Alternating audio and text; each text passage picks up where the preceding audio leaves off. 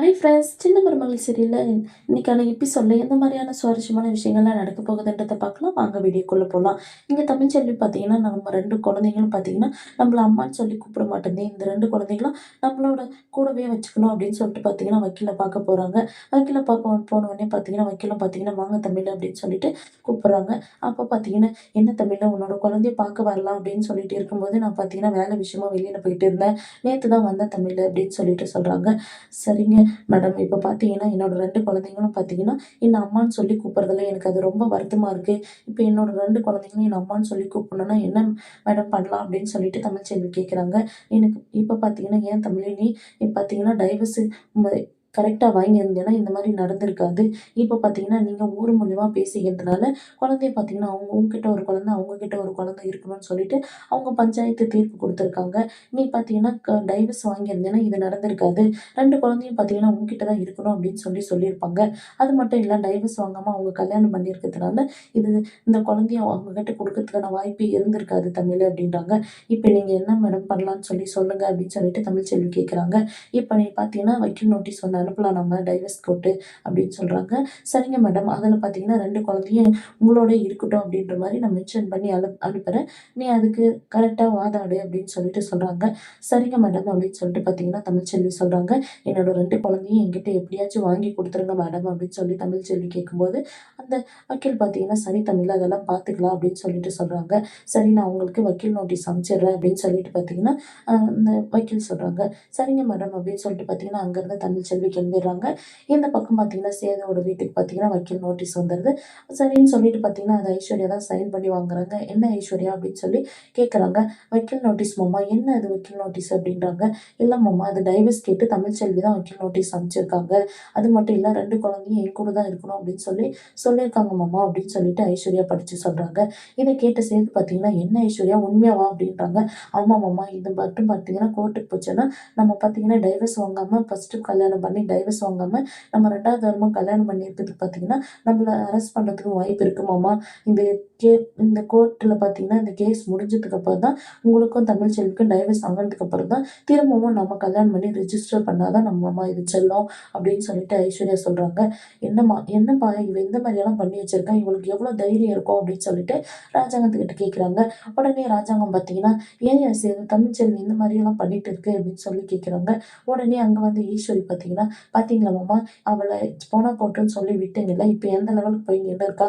Court வரைக்கும் இழுத்து விட்டு இருக்கா பார்த்தீங்களா இல்லையா அப்ப?" அப்படின்னு சொல்லிட்டு ஈஸ்வரி கேட்குறாங்க. அப்ப ராஜாங்கம் பார்த்தீங்கன்னா, "நீ ஒரு பக்கம் அமைதியா இரு ஈஸ்வரி" அப்படின்னு சொல்லிட்டு சொல்றாங்க. இந்த பக்கம் பார்த்தீங்கன்னா, சேது பார்த்தீங்கன்னா கோவமா பார்த்தீங்கன்னா தமிழ்ச்செல்வியோட வீட்டுக்கு வராங்க. வந்த உடனே பார்த்தீங்கன்னா, சேது பார்த்தீங்கன்னா கத்துறாங்க. "என்ன தமிழ்ச்செல்வி பண்ணி வச்சிருக்க? நீ எதுக்கு இப்ப எனக்கு நோட்டீஸ் அனுப்பிச்சு வச்சிருக்க? என்னோட குழந்தைங்கள என்கிட்டேருந்து பிரிக்கணும் அப்படின்னு சொல்லிட்டு உன்னோட பிளானா?" அப்படின்னு சொல்லிட்டு சேது கேட்குறாங்க. உடனே தமிழ்ச்செல்வி பார்த்தீங்கன்னா, "பின்ன என்ன நீங்க ஒரு கல்யாணம் பண்ணிக்கினீங்கல்ல, அந்த குழந்தைய அவள அம்மான்னு சொல்லி கூப்பிடும்போது 2 புள்ளையும் கஷ்டப்பட்டு நான் தானே பெத்தேன். என்ன அம்மான்னு சொல்லி கூப்பிடல அப்படின்னும்போது எனக்கு எவ்வளோ வருத்தமா இருக்கும். என்ன நீங்க கொஞ்சமாவது நினைச்சு பார்த்தீங்களா?" அப்படின்னு சொல்லிட்டு தமிழ்ச்செல்வி கேட்குறாங்க. இப்ப பார்த்தீங்கன்னா, நீங்க ஒரு கல்யாணம் பண்ணியிருக்கீங்க. அந்த கல்யாணம் பண்ணியிருக்கிறவங்கள பார்த்தீங்கன்னா, என்னோட குழந்தை அம்மான்னு சொல்லி கூப்பிடுது. அதே மாரி நான் இன்னொரு கல்யாணம் பண்ணியிருந்தேன். அந்த கல்யாணம் பண்ணிக்கிறவர பார்த்தீங்கன்னா, என்னோட குழந்தை அவங்கள அப்பான்னு சொல்லி கூப்பிடும்போது, நீங்க அத ஏத்துன்னு இருப்பீங்களா? சொல்லுங்க அப்படின்னு சொல்லிட்டு தமிழ்ச்செல்வி கேட்குறாங்க. இத கேட்ட சேது பார்த்தீங்கன்னா, அமைதியாவே நிக்கிறாங்க. பின்ன என்ன, இப்ப நீங்க கல்யாணம் பண்ணிக்கினீங்க. உங்க வேலைய நீங்க பாருங்க. உங்களுக்கு குழந்தை வேணும்னா, நீங்க கல்யாணம் பண்ணிக்கணுங்களோட குழந்தை பெத்துக்கோங்க. உங்கள யாரு கேட்க போறா? நீங்க உரிமையா அத நீங்க வச்சுக்கலாம்ல. எங்களுக்கு உரிமை இருக்கு அப்படின்னு சொல்லி அதுல வந்து நாங்க கேட்க முடியாதுல்ல? அப்படின்னு சொல்லிட்டு தமிழ்ச்செல்வி கேட்குறாங்க. இத கேட்ட சேது பார்த்தீங்கன்னா, "என்ன தமிழ்ச்செல்வி பேசிட்டு இருக்க?" அப்படின்னு சொல்லிட்டு பார்த்தீங்கன்னா, அடிக்க போகுறாங்க. அப்பதான் பார்த்தீங்கன்னா, "டேய் நில்லுடா! அவ கேட்கறதுல என்னடா தப்பு இருக்கு? அவ உண்மையா தானே கேட்கிறா. இப்போ உனக்கு குழந்தை வேணும் அப்படின்னு சொல்லி கேட்டா, நீ ஐஸ்வர்யாவ கல்யாணம் பண்ணியிருக்கல்ல, அவளோட சேர்ந்து நீ குழந்தை பெத்துக்கோடா. உன்ன யார் வந்து கேட்க போறாங்க?" அப்படின்னு சொல்லிட்டு அப்பத்தாவும் கேட்குறாங்க. "என்ன அப்பத்தா பேசுறீங்க நீங்க?" அப்படின்னு சொல்லிட்டு சேது கேட்குறாங்க. அப்ப பார்த்தீங்கன்னா, "பின்ன என்னடா, இப்ப அழகர பார்த்தீங்கன்னா, அந்த தூக்கிட்டு வந்து குடுத்தது நான் தான். இப்ப பார்த்தீங்கன்னா, உன்கிட்ட ஒரு குழந்தை, அவகிட்ட ஒரு குழந்தை இருக்கிறதுக்கு காரணமே நான் தான். அன்னைக்கு மட்டும் நான் அந்த தப்ப பண்ணாதிருந்தா 2 2 குழந்தையும் பார்த்தீங்கன்னா தமிழ்ச்செல்வி கூடவே இருந்திருக்கும். தமிழ்ச்செல்வியும் பார்த்தீங்கன்னா ரொம்ப சந்தோஷப்பட்டுருப்பா. அன்னைக்கு நான் அந்த பண்ண தப்பால தான் தமிழ்ச்செல்வி இந்த மாரி வருத்தப்பட்டுருக்கா. 2 குழந்தையும் பார்த்தீங்கன்னா அவள அம்மான்னு சொல்லி கூப்பிடும்போது, அவ எவ்வளோ வருத்தப்படுவான்னு சொல்லிட்டு நீ கொஞ்சமாலாம் நெனச்சு பார்த்திருக்கியாடா? அப்படின்னு சொல்லிட்டு பார்த்தீங்கன்னா அப்பத்தா கேட்குறாங்க. சேது பார்த்தீங்கன்னா என்ன பேசுறது அப்படின்னு தெரியாம அமைதியாவே நிக்கிறாங்க. அவ சொல்ற மாரியே பார்த்தீங்கன்னா, அவ ஒரு கல்யாணம் பண்ணிக்கிட்டு, அந்த கல்யாணம் பண்ணிக்கினவரா பார்த்தீங்கன்னா, உன்னோட புள்ள அவங்கள அப்பான்னு சொல்லி கூப்பிட்டா நீ ஏத்துப்பியாடா? அப்படின்னு சொல்லிட்டு கேட்குறாங்க. அப்பத்தா, "என்ன அப்பத்தா நீங்க தேவையில்லாத பேசிட்டு இருக்கீங்க" அப்படின்றாங்க. பின்ன என்னடா, இவளோட குழந்தை பார்த்தீங்கன்னா, ஐஸ்வர்யாவ அம்மான்னு சொல்லி கூப்பிடும்போது, யாராலடா இத ஏத்துக்க முடியும் சொல்றா? அப்படின்னு சொல்லிட்டு அப்பத்தா கேட்குறாங்க. "இங்க பாரு உனக்கு குழந்தை வேணும்னா, நீ போயிட்டு ஐஸ்வர்யாவோட கூட நீ குழந்தை பெத்துக்கோ. உன்ன யாரும் கேட்க மாட்டாங்க" அப்படின்னு சொல்லிட்டு அப்பத்தா சொல்றாங்க. இந்த பக்கம் ஈஸ்வரி பார்த்தீங்கன்னா, ஐஸ்வர்யா கிட்ட, "ஐஸ்வர்யா அவ வக்கீல் நோட்டீஸ் அனுப்பிச்சிருக்குது கரெக்ட்டு தானே ஐஸ்வர்யா?" அப்படின்னு சொல்லி கேட்குறாங்க.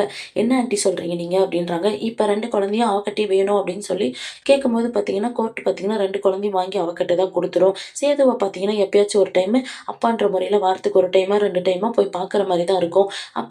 அப்ப பார்த்தீங்கன்னா, சேதுக்கு பார்த்தீங்கன்னா, உன் மேல தான் கொஞ்சம் பாசம் வர்றதுக்கான வாய்ப்பு இருக்கு. நீ அத நினைச்சு சந்தோஷப்படு ஐஸ்வர்யா அப்படின்னு சொல்லிட்டு சொல்றாங்க.